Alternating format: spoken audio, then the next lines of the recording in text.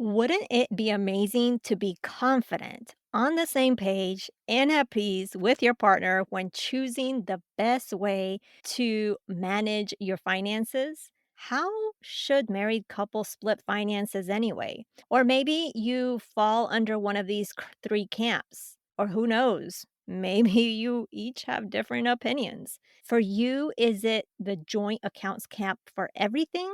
Is it separate accounts all the way? Because, hello, or a combination of both?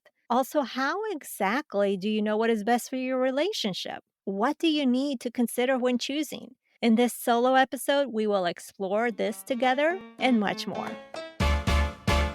You are listening to Her Dinero Matters, the podcast helping Latinas have increased confidence and control over their finances. My name is Jen Hemphill, and as an accredited financial counselor, my mission is to help you be more confident and simplify your finances so you can save more, get out of debt quicker, and build your wealth.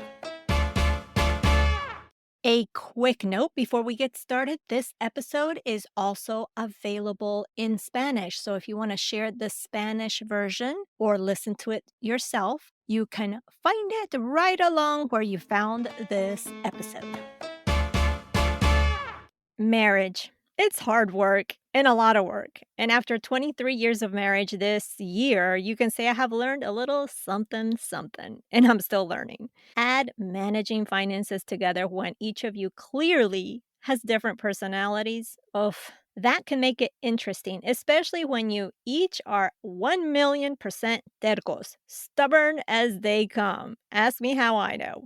How should married couples split finances? Let's get into it. But before, I want to remind you about our private community on Facebook and what we are doing to benefit you. More on that later, but now let's get started with today's show. The question of the day is, how should married couples split finances? In short, there is not a right or wrong way, or actually even one way to do it.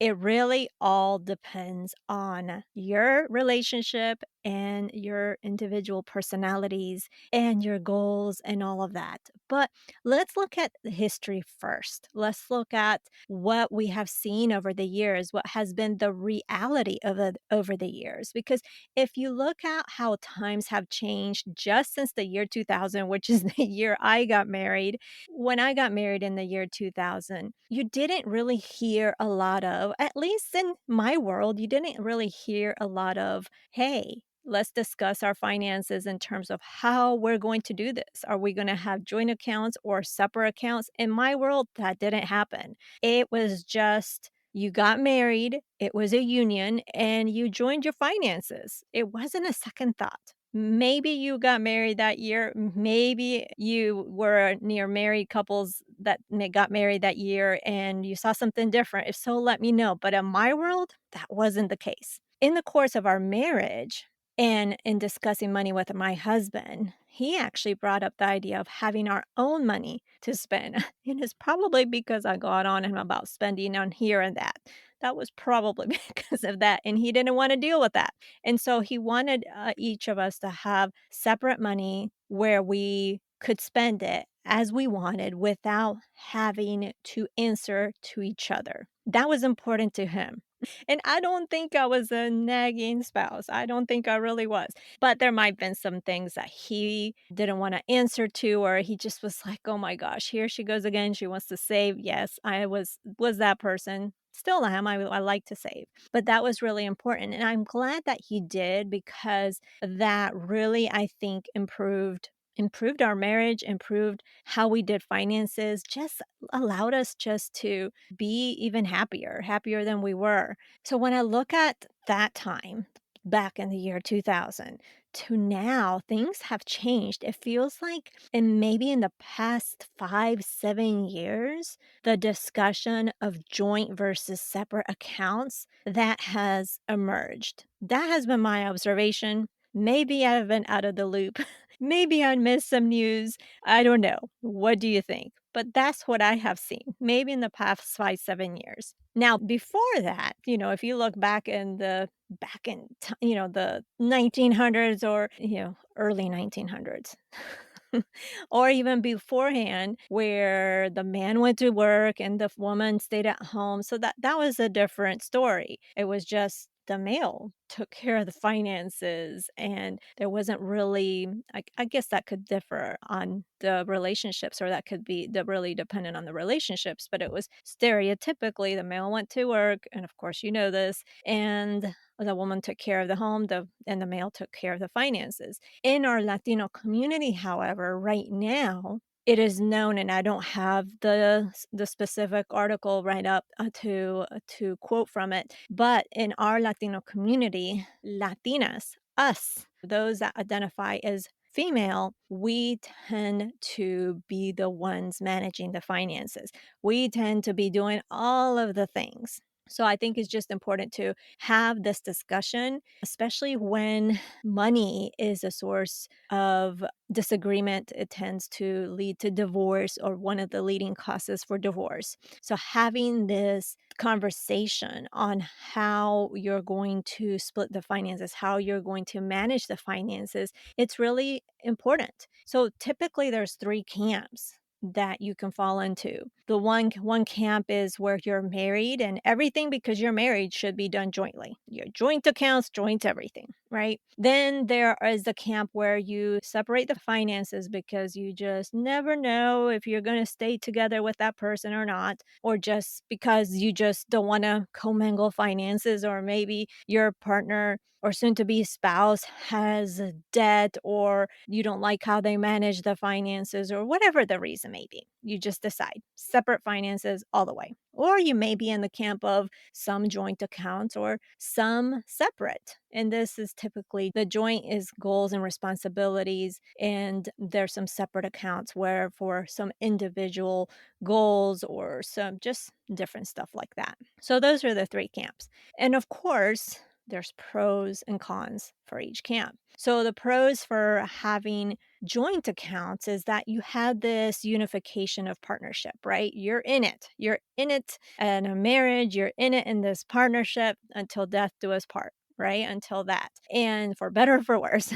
And that includes unifying your joint accounts, right? There is, so is that unification. That's a pro. There's all the other pro is really you have this accountability of spending because since you have joint accounts, you can see it is it's that accountability, right? You can see it as a con too, depending on your relationship. But it's also another pro is that it's easier to track the overall spending for each because it's all that joint account that you have. You can see the spending and it's easier to track versus having two different accounts and then having to communicate and so forth. And it also allows you to budget easier in this way because you have that accountability or how do you say it? Since it's easier to track, you also know when you are on track or not with your joint goals. So those are some of the pros. Of course, there's also cons. So a con for having joint accounts is that you feel that your partner's watching over your every step, over your spending, and maybe judging you, right? If there is a separation, a divorce, it may be harder to divide the assets because everything's a joint. And then you have to decide what money is his and what money is hers, or what money, what money is your partner's, what money's yours, right? Then if there's debts that are brought into the marriage, that's a con because that may or may not matter to your partner. I know in our instance, in our case, my husband had student loans and when we got married and we had discussed this and he had an issue with that bringing that into the marriage. I didn't have an issue because I was like, hey, we're getting married, we'll figure this out together. So for me it didn't matter,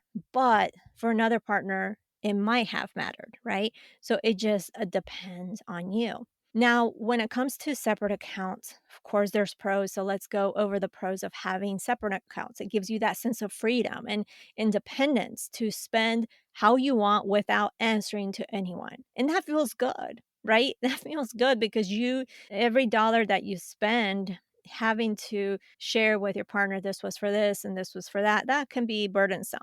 So that's a pro of having that separate account. It gives you that sense of freedom and independence. If things go sour in the relationship, it's easier to divide the assets. Having your own money just feels good if bringing debts into the marriage, the individual is accountable versus both. So those are some pros of having separate accounts. Cons of separate accounts is you have to work at it more to track overall spending with the joint goals because it's separate accounts. So it's extra work. In addition, there's also more communication that needs to be had to stay on track and just make sure the shared expenses are paid because, again, they're separate accounts. And in case of an emergency, things will be harder to access. So if something happens with your partner and it's an emergency, it's going to be hard to access your accounts. Or that may be a good thing in some cases, depending on what's going on. But in other things, it may not be. So those are pros and cons of separate accounts. Have you been to Denver? Are you a foodie like me? If so, there's nowhere better to spend your summer vacation juntos con la familia than the Mile High City. With their upscale food halls, you can discover El Sabor de Denver that includes their green chiles, craft beers, and more. ¿Listos? Let's go pa Denver. Go to visitdenver.com/summer to plan your getaway.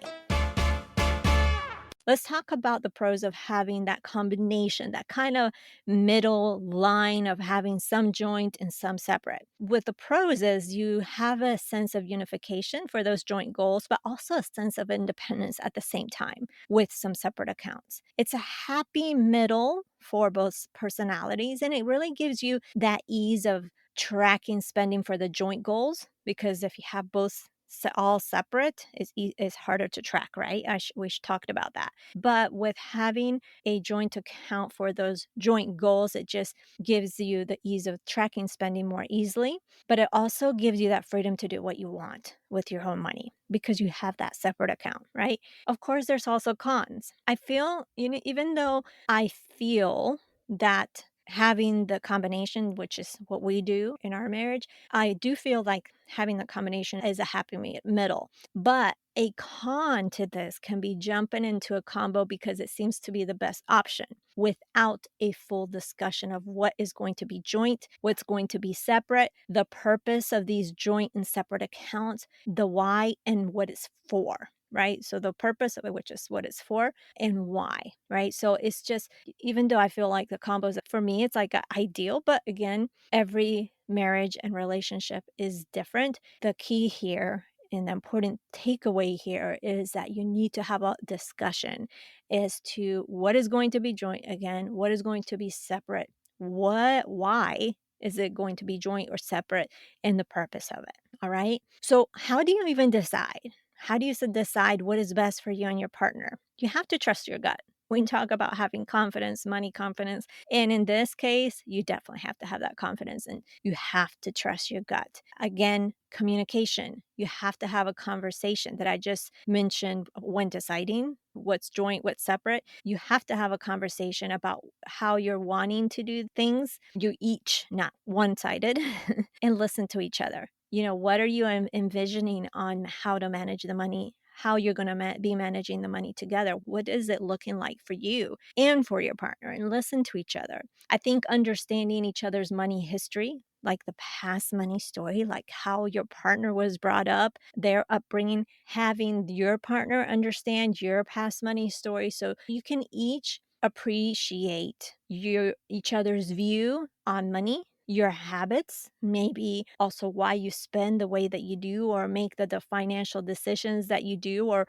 why you save or you don't save the way you do, and really just how you each manage your money or the money, right? So you have a better appreciation if you understand that past history, again, the past money story. Okay, so if you're listening to me and you're new to me, what is a money story or a money history? And I can really talk about it, a money story.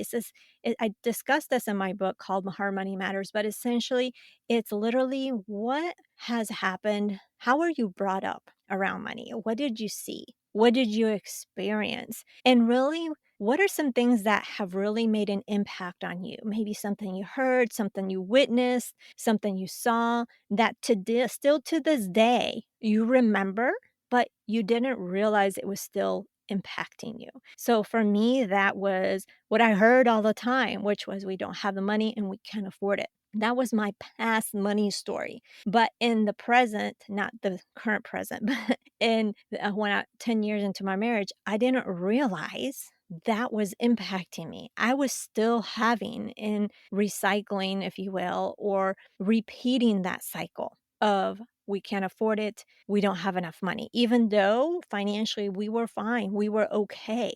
But as a result of those thoughts and me really convincing myself that we didn't have enough or we couldn't afford it, I limited what we were able to do. I limited how we were able to save. And I really fulfilled my thoughts. We don't have enough and we can't afford it. So it's really important to understand that. And some other things that we should consider are having discussions on our goals, both joint and individual. So, what are some of the joint goals that you want to have in your marriage and your relationship? And what are some of those individual goals that are apart? Something that you have, like, let's say an individual goal is you racked up some credit card debt in college and you want to take care of that on your own, right? You own it, you feel responsible to it. So you want to take care of that on your own. And that may be an individual goal. A joint goal may be buying your first home together, right? Or buying a car that you need. So really it's important to have those conversations on some of your joint goals, some of your individual goals, and have an understanding because that's going to impact the decisions that you make together and individually with your money. Other considerations are personalities, right? You have to, I know I'm stubborn, my husband's stubborn, so that makes things interesting. And you have to understand each other's personalities. And again, how you were brought up with money. Maybe also if you were in a prior relationship, long term, or maybe a marriage or whatever that may be, see what have an understanding of what that past relationship experience with managing money was. Because that's going to impact. It may have been not a good experience. I don't know. So, having that discussion is important because from there you can have an understanding of what worked, what didn't for your partner, what your partner did or did not like, and why. And that I think would be beneficial for your relationship. Also, another consideration that we've talked about a little bit is the debt that you or your partner may be bringing into the relationship, into your marriage. If so, if you're married, is your partner okay with it and want to deal with it? Are you okay with your partner bringing in that marriage? I shared with you my husband had student loan debt when we got married and I was fine with it. He wasn't, but I was fine with it. And is the debt that you're each bringing is it going to be dealt with jointly? In our case, it was my husband's student loans. We were dealing with it jointly. Or are you going to be dealing with it separately? You have to have those discussions to understand and that impacts how you manage your money. That impacts the goals that you're trying to reach, all of that. And the importance of your own spending money for each. Or are you really indifferent? Maybe you're in a relationship that you both agree, let's just each month let's have X amount of spending money. I don't know, $100 or $200. You're just not tied to it. Or maybe you're in your relationship where your partner doesn't care, but maybe you want to have $300 every month or whatever the case may be, and they don't agree with it. Or maybe they're indifferent, but it's just important to have those discussions. Trust is important, but I don't need to tell you that, right? Communication, communication, communication. I think I'm sure, I don't think, I know you already know this, how important communication is in a relationship and communication about finances and your financial matters or your household financial matters. That's extremely important, even though we don't want to have it, but we have to do it. We have to have a discussion about it. Now, whatever you decide here of what you're going to do together as a couple, what is important is you need to have those talks, those money check-ins, those meetings, those discussions, however you want to call them, about the state of your finances, the progress of what's going on. You need to be planning your budget together. You need to be setting those goals together and planning for those goals. You need to decide what roles you're going to take on. You can refer to episode 351 for more information on that. You need to understand each other's money stories. I've talked about that earlier on in this episode. You need to learn each other's values, and I think in being a relationship or being married to your partner, you have an idea of what those values are, but it's good to just talk it out because you may think you know, but maybe that's just observation and maybe it's not the reality for your partner. So it's important to learn about each other's values and just hear it verbally from your partner and learn and appreciate your individual goals. That is also important. Also, the other thing to remember is that this is not set in stone. Whatever you decide is not set in stone. You need to exert three things. And hear me out. You need to exert patience, you need to exert confidence, and flexibility. You can always modify. Like if you decide you're going to do a combo where you're going to have one joint account and then you each have a separate account, and then you find out that that's not working for you,